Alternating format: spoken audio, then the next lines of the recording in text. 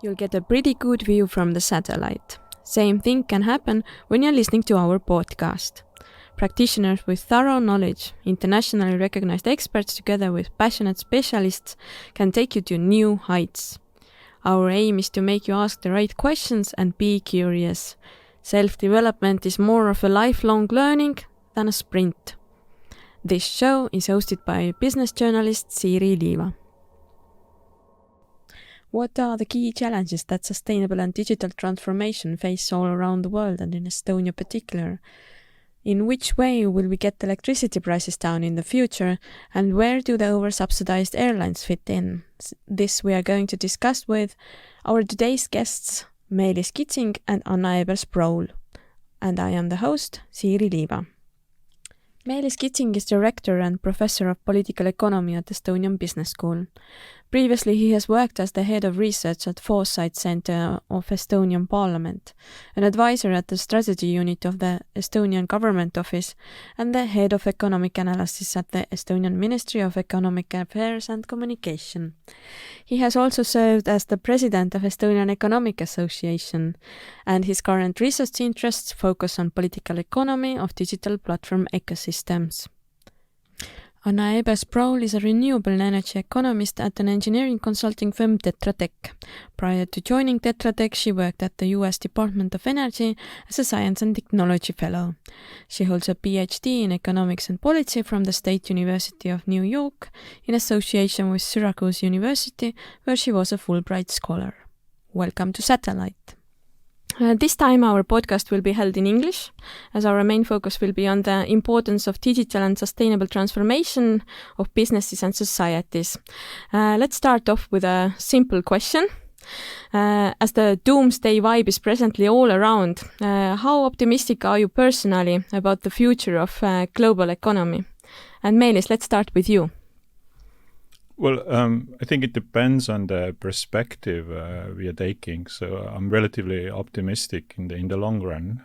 So obviously, in the short run, there are lots of issues. Currently, for instance, we are seeing quite a strong standoff between United States, China, also EU is more and more involved in that. That basically implies that you have more and more sort of uncertainty created by the policies and policymakers because of those standoffs, even though that there are maybe some reasons to be optimistic. For instance, US economy is recovering probably this year more strongly than the EU economy, and that's because of the election of Joe Biden and all the fiscal stimulus. US also has been way better than European Union in vaccinating people, even though in the last year, when we see the pandemic in the US, there was sort of signs that they're not able to handle it, but now they have got their act together. So there are like reasons for also optimism in the short run, but because I think this sort of like a global uncertainties and standoffs, I'm not so optimistic about the short run, but I think in the long run everything will work out. Okay, thank you. Anna, what's your take? In general, I agree with Meelis. I'm also cautiously optimistic. If you asked me a year ago, I would only see doom and gloom.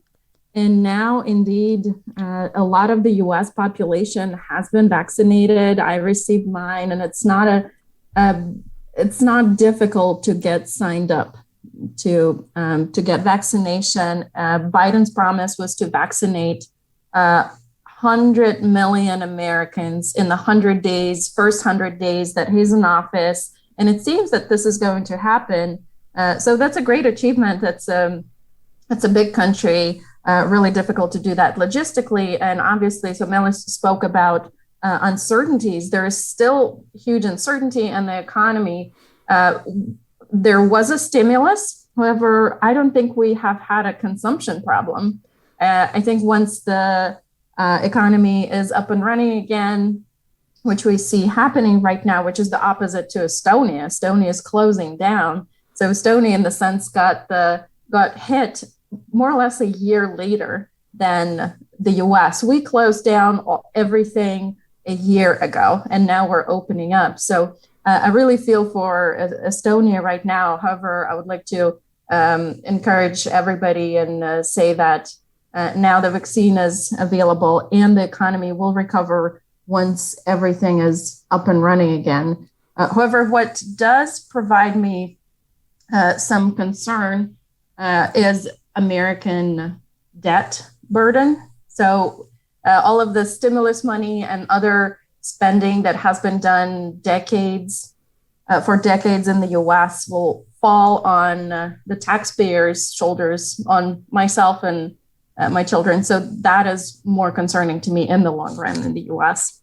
Yeah, I mean, the debt is obviously also a huge concern here in Europe. So because even here in Estonia, where we used to be very proud of our low debt to GDP ratio, something like 10% most of the time, now we have seen sort of rapid increases in debt. Obviously, it's nothing in comparison with the EU average or Eurozone average.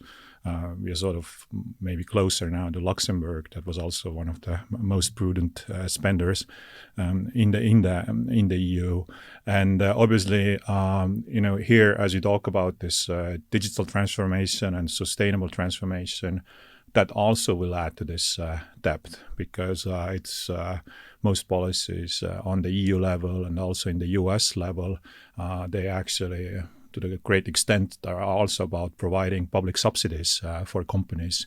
And I think to the great extent, like how sustainable this debt will be is essentially about how effectively are able those companies to use this money. Are they just sort of rent seeking and kind of, greenwashing and making a nice face that now we're spending on sustainable and green technologies and doing these beautiful things?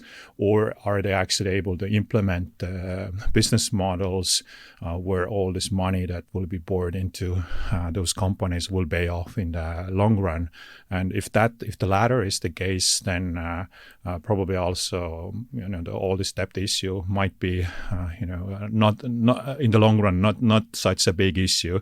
If it doesn't happen, we have sort of highly unproductive economies, lots of rent seeking as a result of this massive stimulus and public finance.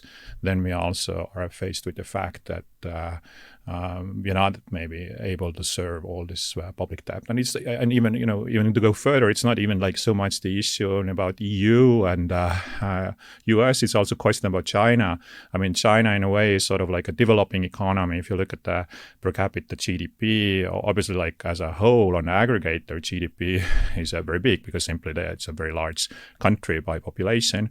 But in China, you also see that especially in response to the previous financial crisis, they used lots of fiscal measures, and their debt to GDP ratio is way higher, in general, both corporate, household, and companies altogether. If you look at the debt on aggregate, is way higher than in your average developing economy, basically. So in that sense, China is an important player in this global economy, but they may also, be in the situation soon where they have sort of misallocated a lot of public finances. Mm-hmm. Well, before we continue setting the scene for our following discussion, Anna, I'm going to ask, as you're living in the US, have you been vaccinated already? Yes, I have been. I am teaching in person at Johns Hopkins University. And since myself and my husband are both teachers at universities and U.S. colleges, we got a chance to do it earlier, which isn't age-based, and which allowed me to get into the classroom. And I have class split half and half. So half of my students are online and half of them are in person. So you have been one of those 100 million Americans who have been vaccinated under this Joe Biden's promise. I'm part of the statistics, absolutely. I'm very jealous of you, because here at the Estonian Business School, I'm not so concerned about myself, because I only teach one doctoral course, and most of my students are not even in Estonia. They are from Finland and some other places. So I'm not so concerned about myself, but as a university, we're still getting like mixed signals from the Ministry of Education. So we cannot even communicate anything to our staff. So we have drawn up some kind of list, but best we have got that probably maybe in a month something will happen. Pretty much like everybody's on their own. They just have to call their own doctors and to see if they can fit in somewhere. But as a university, it's quite a ridiculous situation that we're not able to vaccinate our staff. Yes, I think there's a lot of confusion in many societies all around the world around this vaccination plans and how it will be done and how it will affect the everyday life of the companies or schools or universities for that matter. But coming back to the topic in hand, I understand, Meelis and Anna, that you have done pretty extensive work last year in proposing the future scenarios for the Foresight Center of Estonian Parliament. And before going to those future scenarios, I'm going to ask that what are the mega trends that we have to take into account when looking into the future, and what are the power shifts that we have to pay a special attention to? And Meelis, maybe we will start with you. Yeah, I mean, I don't want to list all the mega trends out there, but I think obviously one of the most important mega trend is climate change, right? And climate change for me is a trend because most scholars, scientists around the world agree that there is a climate change. Maybe there is a small minority who disagrees, and most policymakers, I think, now are also on the board. So we can sort of clearly say that this is a trend. However, if you think about things like Paris agreements or targets that the European Union has set for carbon neutrality, Estonia has set for carbon neutrality, I wouldn't call this policy measure as a trend. For me, they are uncertainties in the sense that we don't know if these policies will deliver, if these policies will be successful. We don't know how committed they are. We don't know, as I already mentioned, that how well, for instance, the funding allocated, how well it will be used. So they create lots of uncertainties. Plus, also in this, I think, in this sort of broader megatrend of climate change, big uncertainty is technology. Technologies change all the time. I mean, currently, for instance, in Estonia, there is a huge push for hydrogen, also in the EU level. But Anna knows it way better. It's just like one technology. Not everybody is on board. I mean, there is a brown hydrogen, blue, green, gray. There are very different technologies behind that. And I don't think like even some of the big businesses that are supposed to make this change happen, that they are really ready for that. And maybe some of them say that they are ready because they want to benefit from those funding allocation, but doesn't necessarily mean that their adoption of new technology will be always successful. I mean, there are always uncertainties around that, especially in the long run. But since Anna was really responsible for our work on energy, I was contributing more from a sort of broader point of view of global political economy and more on the IT issues, digitalization issues, then maybe Anna is even better person to comment on that. I just made a rough introduction from my own perspective. Yeah, please. You're way too kind, Meelis. Thank you so much. So I totally agree with you that climate change is probably one of the defining megatrends of this century. And I will preface what I say with a big finding from scenario analysis that we did. It shows that most of the scenarios developed out there do not allow us to meet our Paris targets.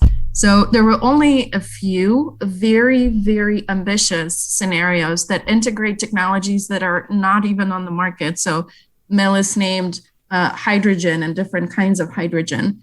these scenarios go way beyond this and integrate large-scale carbon capture and storage and small modular nuclear and all of the technologies that are still in the lab. So I wanted to just put it out there that if we indeed get to be carbon neutral by 2050, how much work needs to be done. And I am in the field, I'm observing all of these technologies coming and going, some of them failing, some of them being successful. And it's very clear to me the amount of investment that is going to go into these new technology, into R&D. So Meelis spoke about misallocation of funds and rent seeking. I think the government and enterprises will have to live with the fact that there will be a lot of investment that might not bear fruit, but some of it will be probably explosive with explosive success. And hopefully there will be a technology, and I'm a technology optimist. You will learn that about me. I think there are several technologies already on the market that have this huge potential, and one of them is probably hydrogen, and the second one is AI and machine learning that will make every single process, every business process cheaper. And I'm not at all concerned about our employment. If we go back in history, such switches have occurred before. We have switched from whale oil to electricity to gas and coal and other fossil fuels. And now we're switching to zero marginal cost renewables, which is really awesome because on average, this will mean that our electricity prices are likely to go down. So a lot of analysis has been done on this. However, I haven't seen strong claims that will say that with increase of renewables in the electricity mix, there is strong evidence that the electricity prices go up. Actually, the opposite is bound to happen. Electricity prices go down. It creates another set of problems, but I just wanted to point out that it's also one of the trends. So building out of new infrastructure and just shifting our current pathway. We shouldn't be afraid. This happened internationally. This happened to Estonia. Estonia, when I was born, was still, it was a different country. And now Estonia is known internationally for digitalization, IT being the country where startups and successful enterprises are born. So I'm of the, I think that we should be unafraid of this change and just go after it. So this is a big mega trend in my mind. There will be a big change. So 50 years down the road, okay, let's not even take 50. Maybe 20 years down the road, we won't recognize our energy systems. Okay, I will come back to the energy system or the possible changes there later on. But let's look at the four scenarios, the future scenarios that you proposed in that report for the Foresight Center of Estonian Parliament. So there are four scenarios for the next 15 years. What are these scenarios and what are their main characteristics and which are the implications to Estonia? Okay, that would be on its own a really long talk. I mean, just to briefly touch them. Yes, and I understand you're asking about the sort of more general encompassing scenarios exactly. rather than specific energy scenarios. That, yes. Yes, we basically, in this sort of scenario planning exercise, you're working with two key uncertainties that we also usually call key drivers. And we sort of tried to think about it from the perspective of Estonia rather than globally. And we basically, it was I, Anna, a bunch of other experts like Peter Lõhmus from IMF and people from top Estonian universities and so on. We basically settled on one of the key variables as EU cooperation. So the bottom line here, as we also talk about digital and sustainable transformation and this sort of standoff also that we have in a global economy, if EU is not strong in its cooperation, then it's also not sort of a viable partner for other big players such as US, particularly if we need to balance the rise of China and so on. Plus, also from the Estonian perspective, we have seen that we have actually received in the last decades quite a lot of EU funding in the key infrastructure, and the EU is a really important player here. And the second variable that we sort of settled on was infrastructure, that whether it will advance or it will be more backward. And here we don't mean only infrastructure in terms of roads, but we also mean digital infrastructure, energy infrastructure, and so on. And that's really essential. And it also includes, infrastructure in many ways is about technology. It's also about R&D, but it's also about social attitudes. Because if you have very rapid technological developments, then certain group of people in a society may start feeling this sort of technological anxiety that they don't want to, be part of this sort of rush, and or they feel that their view is destroyed because of wind energy, or not in my backyard. Yeah, exactly, not in my backyard. And so it's a really broad category. And then we played around with those key drivers, and you get 4 scenarios. One was a Compass Europe. You have a strong EU cooperation and investments in the right place, and EU is also investing heavily in infrastructure. And that would also sort of increase the role of EU around the globe, make it also a stronger partner to the US, but it would also benefit countries like Estonia. Then we had a scenario which was called Anchored Europe, where, yes, there is a EU cooperation, but it's not so much about developing new infrastructure, but rather, helping those who are falling behind along, more like about social Europe.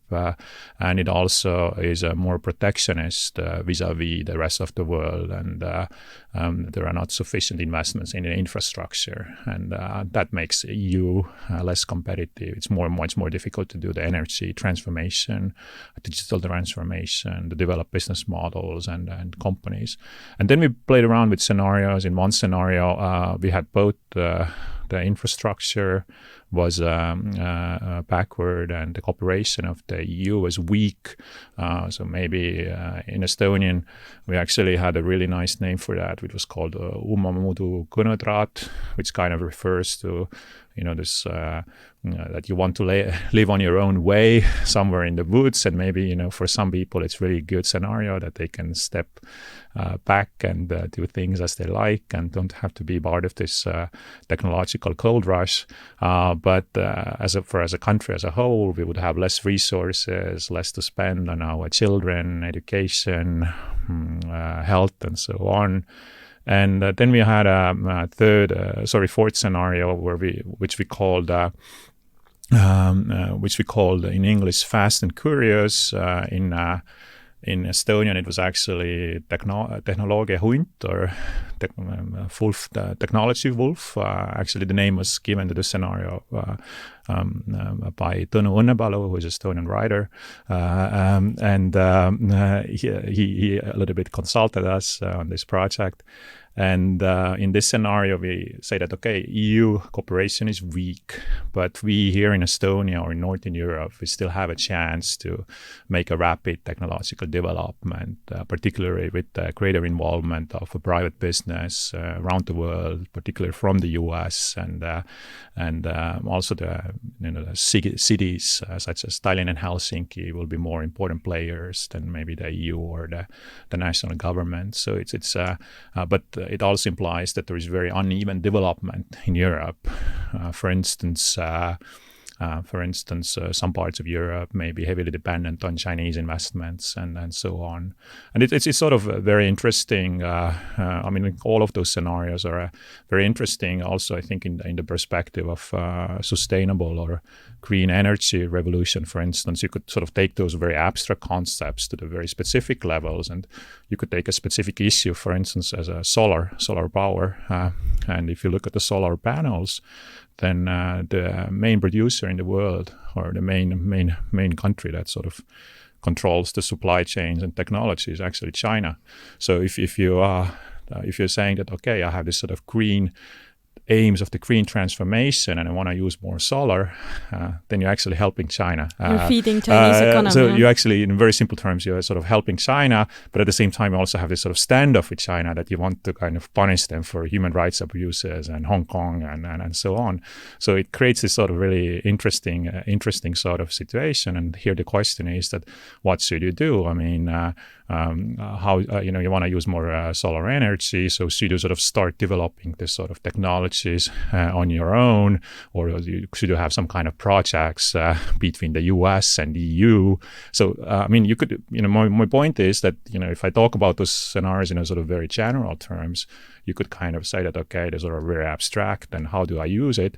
But you can actually take them to the very specific level and kind of ask the question that what it means in terms of our strategy, right? Obviously, if you have a scenario like Compass Europe, it would also imply that you would want to develop your own technologies in the area of renewable energy, either as Europe or in cooperation with the United States. And you want to have more diversity. You don't want one region kind of to control or one country controlling vital technologies, right? And if you talk about scenario like Fast and Curious, then probably like let's say that renewable energy development in some parts of Europe will be heavily dependent on China, while in some other parts we will have stronger cooperation with the US or big US players, and so you could sort of play around with them in a very sort of specific context.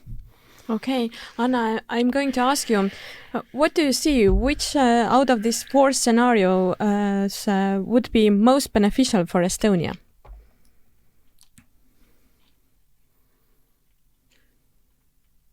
I think that Estonia would do well on its own. We can always go back into the woods.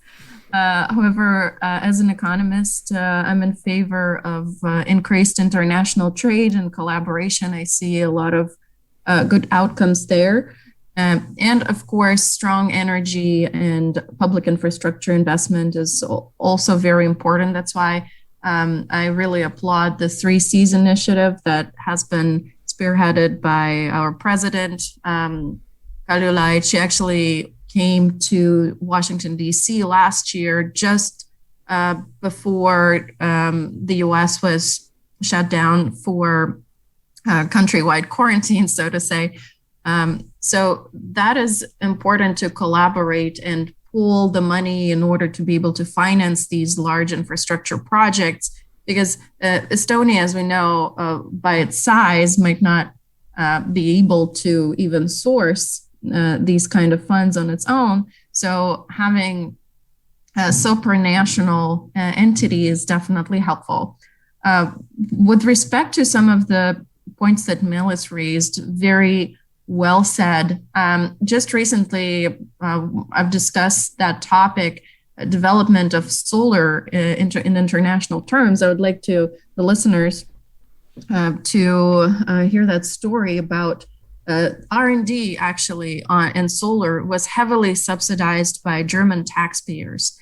Say starting from 2004, EEG law that Germans have passed, which subsidized use of solar. They've also invested greatly in R&D.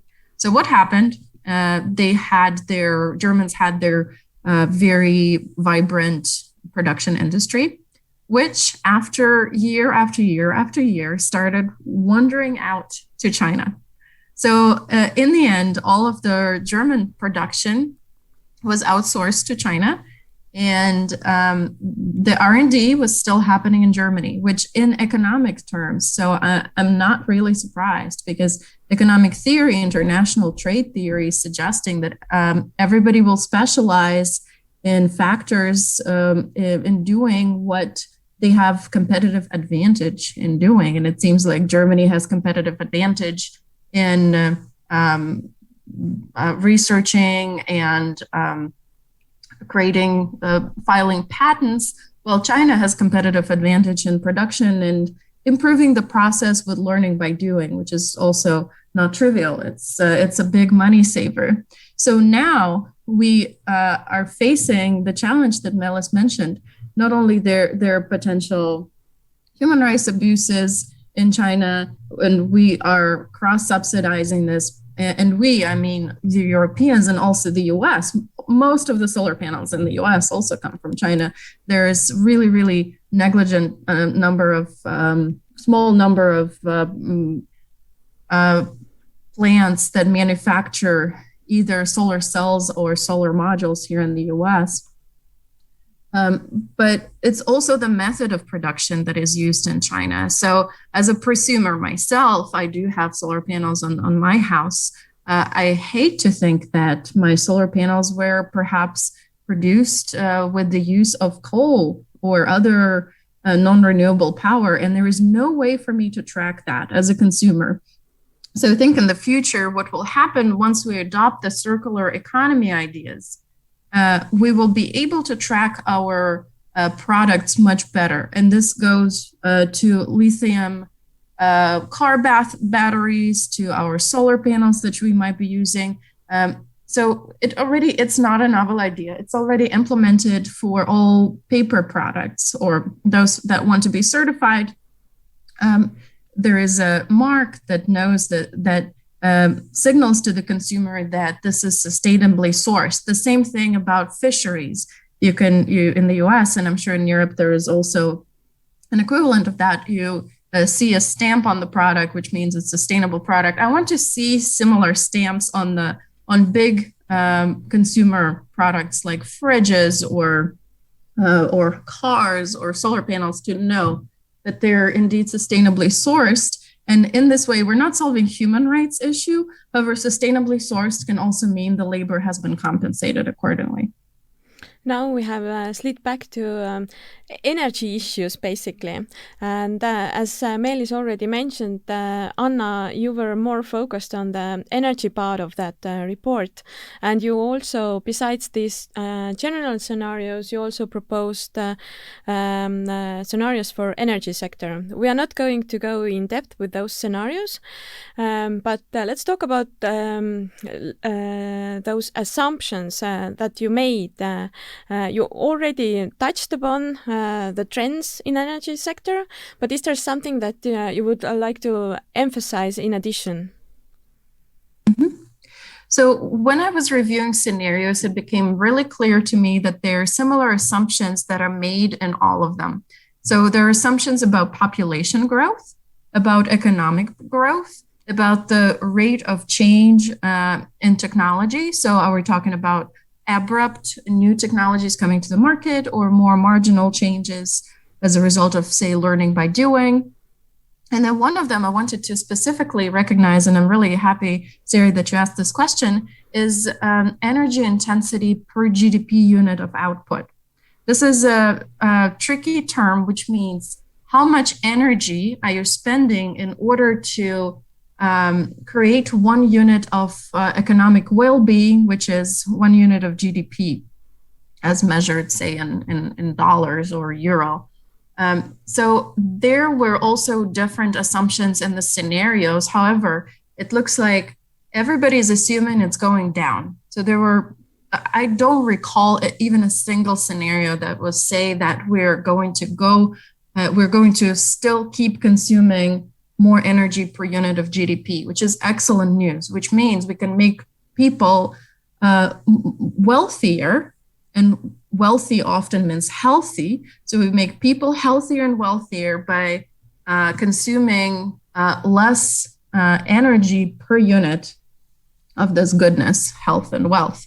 So to me, that was definitely good news. And it also means that we are as globally as not only the US, but the rest of the world too, we're moving further and further down service economy. So for example, I'm always giving this example that if a massage costs $50 or a widget that you can give as a present to a loved one cost $50, I always give a massage. First of all, it's a fun, pleasant experience, but second of all, there's literally the carbon footprint of having this versus having a widget or more material, the present that used some materials and energy inputs, in the sense that we are, as consumers, also greening our economy, but by every single choice that we're making. Of course,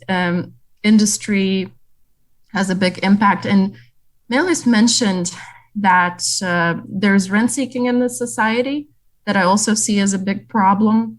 However, there are some industries that I feel that need to be called out on some of the rent seeking that is going on. And one of the big ones is airlines.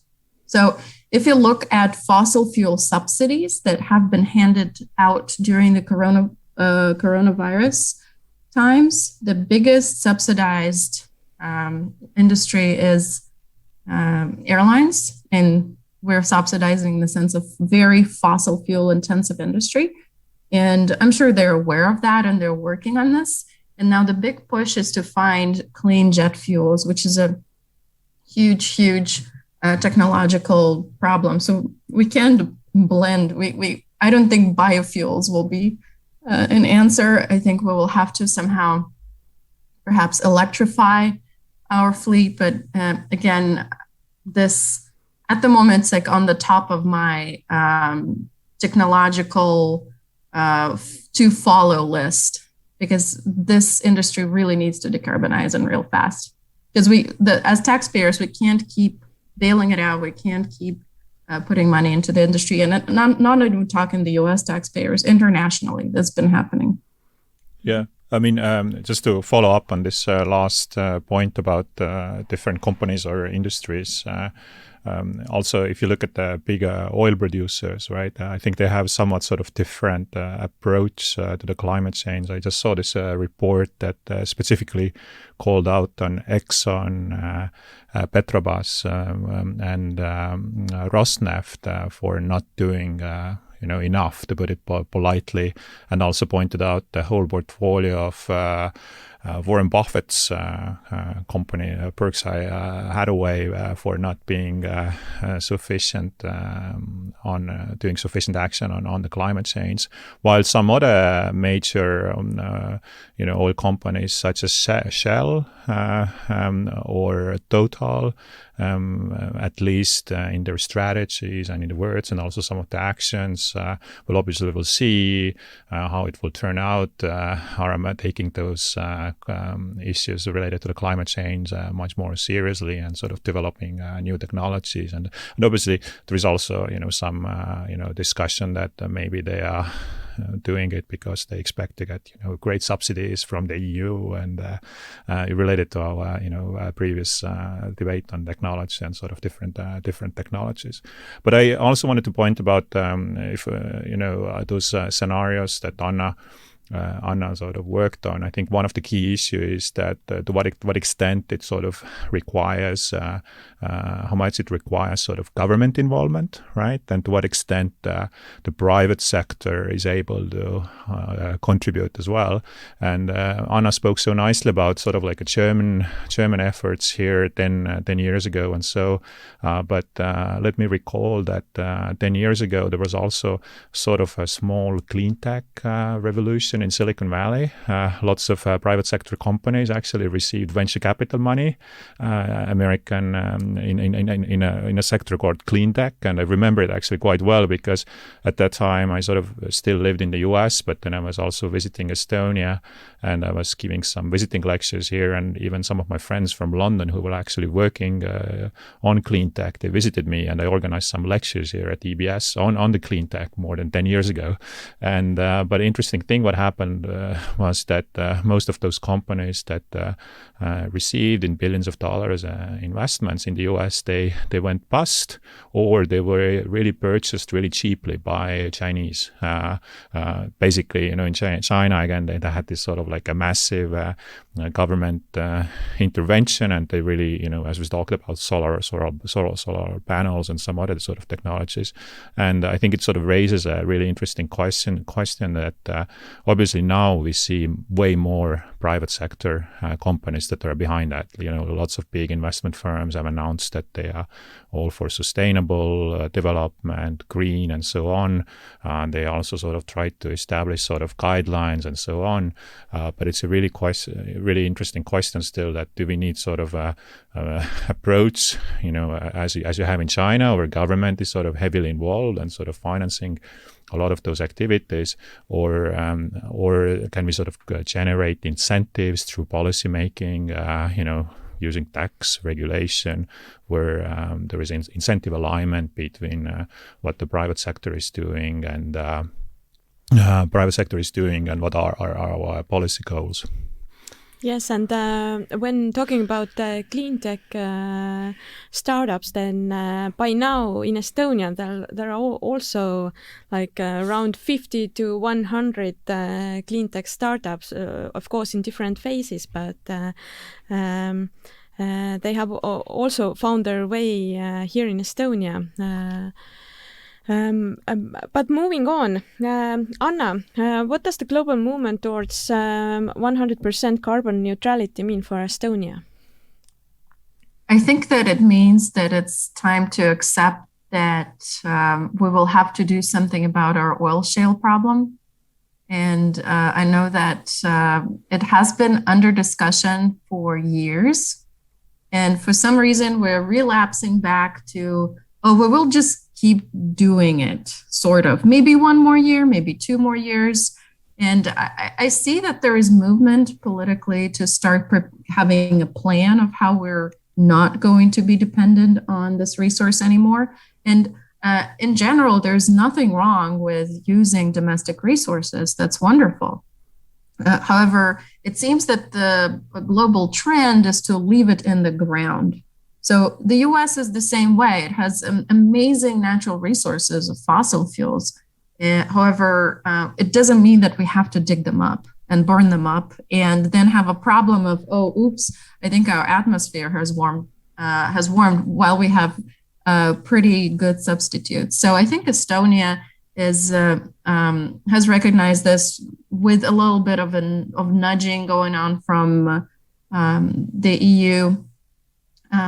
There is clearly still a pushback from some countries in the EU who fail to accept that this is probably going to be the future with very, very high probability. And again, Estonia doesn't want to be an island. There are all of these technologies that can and should be used. And we have a huge advantage because we have relatively few people on relatively big land. Plus, we have wonderful wind resources in the Baltics. So Estonia is larger than Switzerland, and Switzerland is covered with Alps. So we do have a lot of land that helps us tremendously because our population density is low. So this really frees us up with respect to what kind of technologies we want to try out. And I'm a fan of all of the above. So all technologies are fine as long as they don't harm the environment and they can meet the needs of our population, which in the case of renewables will probably mean that we'll have to have a storage solution. And I'm not only talking about short-term storage when it takes care of the daily fluctuation of demand, say in the grid. I'm also talking about long-term storage, the temperature differences between summer and winter in Estonia are great. So we do want to keep our population warm. Generally, again, I'm a technology optimist. I do think that we will have entrepreneurs, and we do have entrepreneurs that will come in and pick this challenge up and help our population meet its needs. However, I do need to say that the big players need to, I think they already are, but the big players don't need to stop the small players from trying. Maybe they will be failing, maybe they will be successful, maybe they will be bought out by the Chinese later. We don't know. However, trial and error is something good. My brother was an entrepreneur himself. He says the best time to fail in your business venture is before you're 30. Unfortunately, I'm past that time to be filling. But I can tell you, if I see a wonderful market opportunity to come and bring it to fruition, that's a good thing to do. Okay, thank you, Anna. Meelis, in your opinion, what are the main implications for the most northeast region of Estonia, Ida-Virumaa, that is mostly impacted by oil shale phase-out? Yes, thanks. Well, I mean, first, in general, if I look at the debates in Estonia, then I see a lot of policy level sort of debates about setting targets and so on. And then I see quite a lot of things happening on a sort of engineering level. So there are engineers at Taltech, and whenever I go to those World Energy Council's meetings here in Estonia, then I hear all those sort of wonderful engineering stories. But I think really where we need to think hard is new business models, right? What are those sort of new business models? And that's great that you said before that you have already quite a lot of clean tech startups in general in Estonia, but particularly now in this oil shale dependent region, northeast in Estonia, I think that's sort of the key. That it's not just you cannot. I mean, obviously you could give subsidies and you can support people and you can have sort of social insurance system and so on, but you cannot go on forever. You actually need to think in terms of what are the new businesses and where people find meaningful employment, because it's not going to be easy. I mean, if you sort of take it on a very personal level. Let's say that you take someone who works in a mining industry who is a 50 years old male. He's very proud of what he's doing. You know, even if he's driving a truck, he's very proud because he works in the mining, and he gets a relatively decent salary by the Estonian standards. And for the region. And for the region, right? And it's, I mean, in economics, often in some of the simple models, you make this assumption that, when you lose jobs in one industry, then you just sort of transfer labor to the other industry.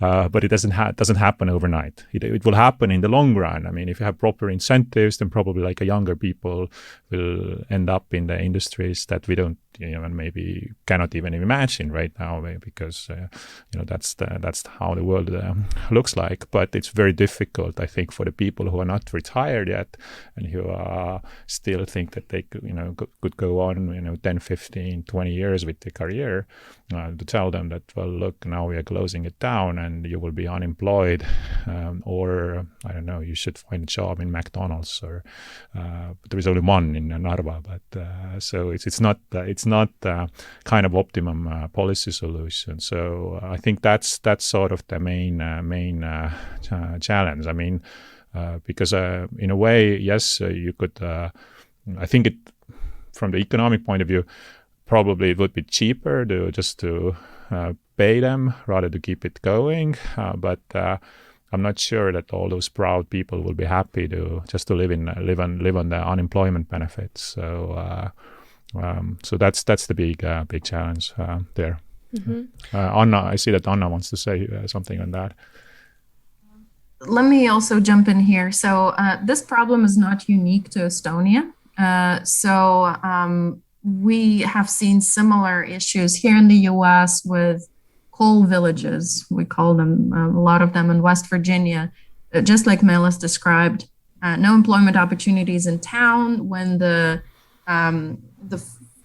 factory or mining industry is closed, the tax base is gone. So no tax base to fund schools, roads, bridges, and other good infrastructure. So that is indeed a big problem. And Meelis did mention that it is a short run to middle run challenge. And there is, so far I've seen, there are no excellent solutions that are going to solve it overnight. However, I feel like there are a lot of really, really good initiatives that are underway right now. So, for example, the EU is now helping West Balkans, Ukraine, and so a number of countries. The initiative started in December 2020, so it's a very fresh initiative that offers training and financing opportunities and the whole package of different options of how can you help these regions. So this is one thing that we can help them with. Yeah, and I just wanted to follow up that it also to bring it back to this sort of scenarios we did. I think in the context of the scenarios, it also means sort of important investments in infrastructure. If we're talking here about all kind of different infrastructure, for instance, digital infrastructure, even though that we are very proud here in Estonia of that, we still, I think, if you go outside of Tallinn, you may still have sort of connectivity issues. I mean, just a couple of weeks ago, I tried to do a Zoom meeting in London from not so far from Otepää, and it was a little bit challenging on Friday evening at 6 p.m. And I think a lot had to do with the infrastructure that you have, and you could sort of say that okay, we don't have enough demand, but I guess with the sort of last mile issues, if you create new infrastructure, it may also create demand. So it's not always like that demand generates supply. Sometimes also supply generates demand. I mean, if I have a wonderful infrastructure, maybe I'm more likely also to live somewhere outside, or at least spend my time outside, because I know that I can upload large files and I can do easily Zoom conferences around the world. That's one thing. Another thing is commuting. That if you also cut time for commuting, then it also could generate sort of flexibility. And Estonia is not that large that it shouldn't be very difficult to commute between major towns. And that again, like, I don't mean necessarily roads and driving by car, but even now we have a pretty decent train connection with some of the towns and cities in northeastern Estonia, but those speeds could be upgraded, and you could already like work on the train and find also employment in some other parts of Estonia when it's necessary, or to work remotely. I think a lot of the work in the future will be also more hybrid. You can do certain things online, and certain things require physical presence, and that certainly is something that we have to keep in mind. Yes, again, this sort of infrastructure variable that we brought out in the scenario report, I think it's really crucial here as well. Mm-hmm. Well, I think the corona pandemic has also showed over the last year that you don't have to live in Tallinn in order to do a job that earlier you were required to be at the office in Tallinn, but now you can be in Tartu, Pärnu or Ida-Virumaa for that matter. But Meelis, thank you for bringing out the digital transformation part. What I wanted to ask within regard to Ida-Virumaa, what do you think there? Is the sustainable and digital transformation possible at the same time? Well, yeah, I mean, in general, I think we can use digital technologies more also to promote sustainable development. And so I think those two transformations are compatible, and why not in Ida-Virumaa? Of course, there are certain issues that certain digital solutions may be very energy dependent, or they consume lots of energy, and that may create certain risks that where you want to do something digital, but actually it might imply that the energy you're using may not be in a proper amount, or may come from the wrong sources. One example that comes to mind immediately, just to make this abstract point more concrete, I guess you all heard about Elon Musk and Tesla's investments in Bitcoin. The problem especially with lately. And the problem with that is that Bitcoin it's a great idea. I love it, but it's a very it consumes lots of energy to mine Bitcoins. And if you look at the sort of where the Bitcoin mining is taking place, then it takes places where, energy is relatively cheap, easily available, maybe also subsidized, or it also uses, the natural resources and so on. Mm-hmm. So I think those are maybe some of the risks that you have to pay attention to in this sort of combining sustainable development and digitalization. But overall, I think that those two developments, if done properly, they could support each other.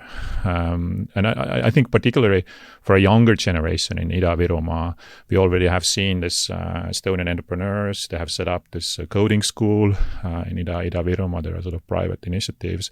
I think that the main challenge is a little, like older generation, right? And again, but we shouldn't probably classify people just by age. I would imagine that some people in the older generation are also quite entrepreneurial, and if given proper incentives, they will figure it out. And then there are always those who end up complaining. Yeah.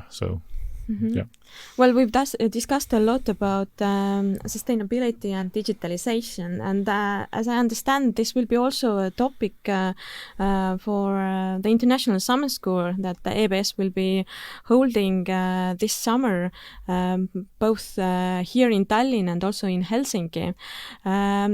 Who do you expect to participate there? Well, we're targeting advanced undergraduates and graduate students or postgraduate students, but this is already quite broad. Plus, also our approach at EBS increasingly is that anybody could be a postgraduate student. I mean, because we emphasize this lifelong learning. So So in that sense, those guys who might lose their job in mining in northeastern Estonia, they are very welcome as well. But in general, yes, we would like to do. It's our first step. It's not just something that we'll do this summer. We continue doing it in the future every summer. We want it to be international, COVID permitting. So we don't know, how the COVID situation evolves. I think when we launched it in the end of last year, we were a little bit more optimistic that by summer everything will be over. But now we hear those scary stories. Even the Prime Minister says that if we don't behave properly, then Estonia will be closed down for the summer or something like that. Or but there won't be no summer. Yeah, there won't be summer. Yeah, the winter will come immediately after spring. But in general, we hope that we also scheduled it for August. So we hope that by August things have improved considerably and people can travel. And it also actually, a lot of the speakers travel from outside of Estonia to the summer school from the European Commission and other organizations. So at least we have lots of international speakers, and Anna will come as well. Yes, she's actually academic director of the summer school. Yes, I understand that she's responsible for the content. I also understood that you're aiming for this pretty diverse group of participants, and diversity was you're putting a lot of emphasis on diversity there as well. Am I correct, Anna? Yes, lovely. So we put emphasis on diversity, which is, as Meelis already mentioned, geographic diversity. We have top Estonian entrepreneurs, but also speakers from France and the UK and the US. I'd like to also mention that we will have a Nobel Prize winner come and speak to us. We will travel to Helsinki to meet several parliamentarians and entrepreneurs, visit their startup ecosystem. So I wish somebody organized a school like this when I was studying, but unfortunately that wasn't done. Had to do it ourselves. Actually, I was looking at the agenda, and I'm not an undergraduate or whatever student in any university here in Estonia, but I got really envious of the participants of the of the summer school. Yeah, we actually had, I think, one response from our partners from Japan School of Economics that they basically said that, it looks such high level that we want to send our staff and faculty, not students, to your summer school. I actually do think that the summer school will be a good blend of students who will be listening to the lectures and then will have the pleasure of working in groups with me, discussing what they have heard, perhaps honing in their skills that we want to teach the students to be leaders in the future. However, I do encourage anybody who's interested in these two topics, which are sustainability, green development as one topic, and digitalization, to look at this, because it could be seen as a conference. So we have 10 days full of lectures. We will probably schedule lectures in the morning, and we will hope to make them available for anybody who wants to dial in. And that's a unique opportunity to listen to these really impressive speakers. As I mentioned, Bengt Hofström will be there.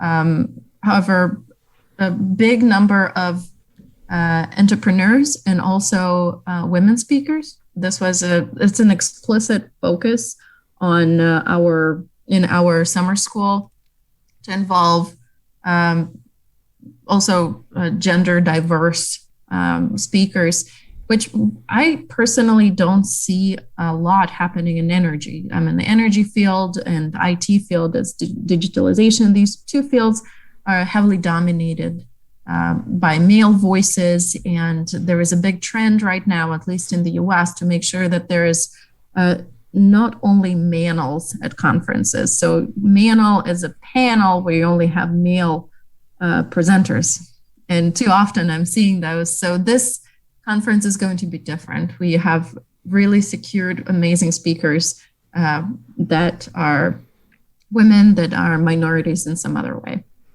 Okay, well, as I'm like usually every day working as a journalist, business journalist, and I'm also focusing on energy topics, then sometimes I have the same feeling as you described at the moment, Anna. But I understand that for those who are unable to attend the summer school, Meelis, you have also a new book coming out this summer.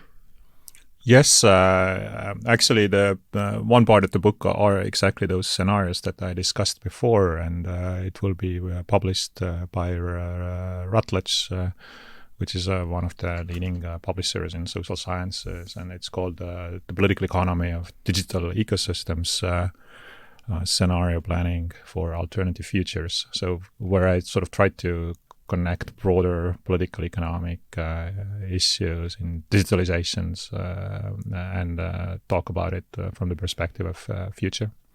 Where and when will it be able for order? Available for order? Yeah, it's already available in the Routledge catalog. If you Google it, you should be able to find it. I think the plan is that it will come out in August, but you can already pre-order it. Okay, you can already pre-order it. Yeah. Okay, wonderful. This is a huge topic, but I have to wrap it up here because we have one small part before the end of the podcast. We have this traditional part. Okay, Anna, for last remarks.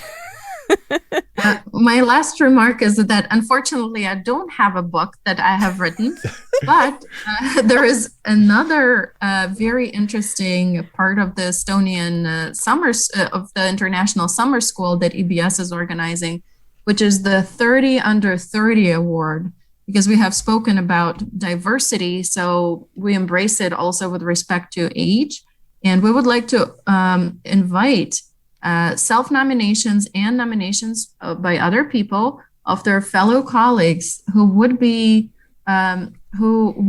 worthy of the title of Estonia's 30 Under 30, which is somewhat inspired by a similar award that is famous in the US.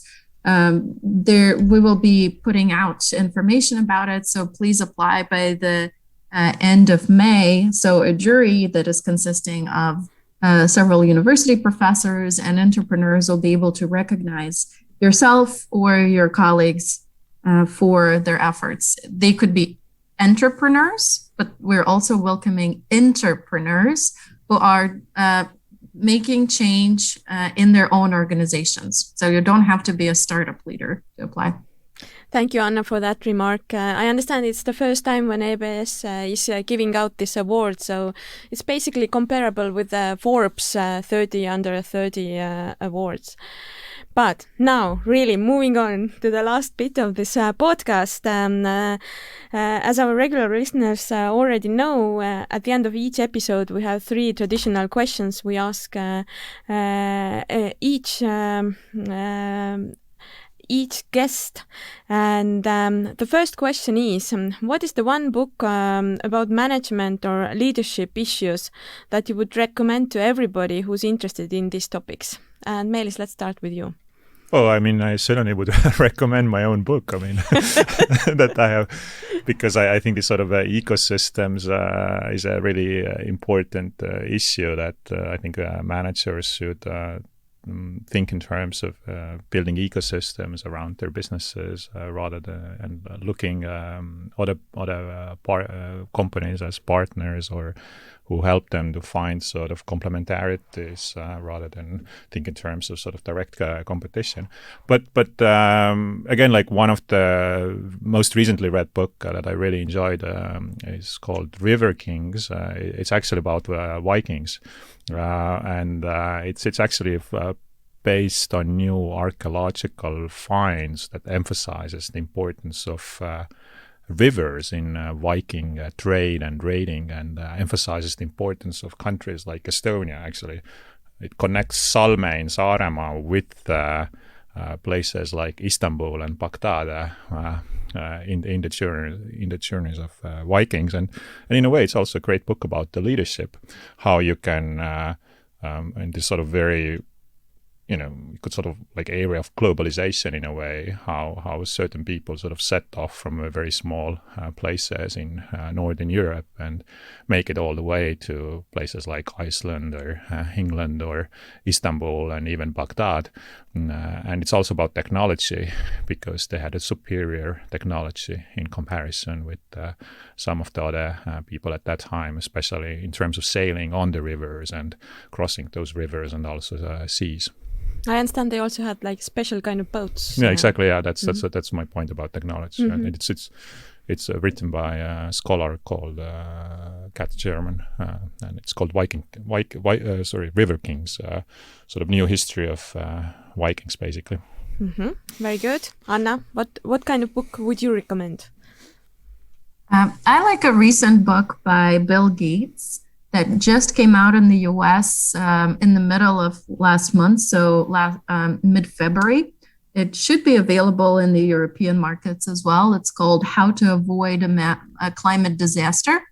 So it shows, so to say, where our world is going and why I recommend it to managers, because I don't think any industry will be immune to ignoring the huge changes in climate and energy landscapes. So even if it's retail, if it's insurance, if it's banking, we're going to need to understand. So all the managers will need to understand these trends. And Bill Gates is a force of nature in the sense. He does command huge respect and huge capital.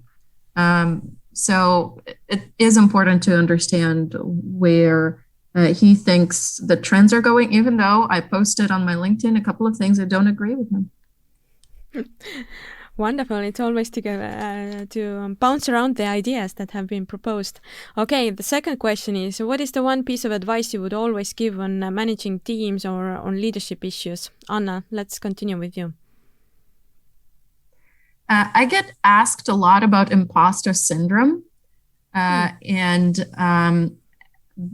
as a person who has been clinically diagnosed with imposter syndrome myself, I'm just telling the people to tell themselves that they belong, they have earned their space, they have earned their place in the table, they're in the right place, and just keep plugging along, and eventually the recognition is going to come.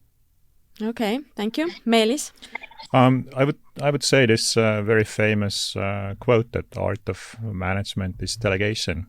And I think that's in many Estonian organizations, that's like one of the key issue that if you want your organization to grow, you have to realize that you cannot control everything. You cannot be a control freak. If you manage a small team, that's feasible. But if you manage a large organization, you really have to learn to trust the people or hire people that you trust and let them do what they are at best, rather than intervene and all the time. And I think that's it seems very simple, but lots of people don't get it, or even if they get it, they're not able to put it into practice. Yeah, I think there's a lot of struggle with this delegation skill. But moving on to the last question, skill-related question. And now it's time to look into the mirror. What is the one skill, it could be a management skill, but it could be some other skill, you feel that you still need to work on yourself? And Meelis, let's continue with you. Well, I mean, clearly, I think I need to improve in handling routines. So I'm not very good at following the routines, creating routines, and and I think that's really important skill as well. It may seem very boring, but I think, especially in the larger organizations, routines are really the key. And I'm always getting a little bit impatient sometimes when the routines are too long and so on. But you do have to do that. Of course, sometimes you also have to break the routine and so on. This is about entrepreneurship, but you're gonna keep breaking things all the time. Yes, I totally understand what you're talking about, because I'm struggling with routine tolerance as well. And so, Anna, what's the one skill that you need to work on yourself? I think I'm the product of my culture, and we are taught to be working. And the skill I need to acquire is to celebrate more. Basically, celebrate small achievements, small successes, celebrate my employees and team successes. So why not stop and slow down for a second and celebrate? And I believe that Estonians or Americans are both bad at celebration, so this is something we need to improve upon. Well, but this brings us to the end of the podcast. So in a couple of minutes you can celebrate that you have successfully finished this hard work. So thank you, Anna, for joining. Thank you, Meelis. Thank you. Thank you also for our listeners. And until next time. This was EBS Podcast Satelliit. Listen to our other episodes on Apple Podcasts, Spotify and YouTube.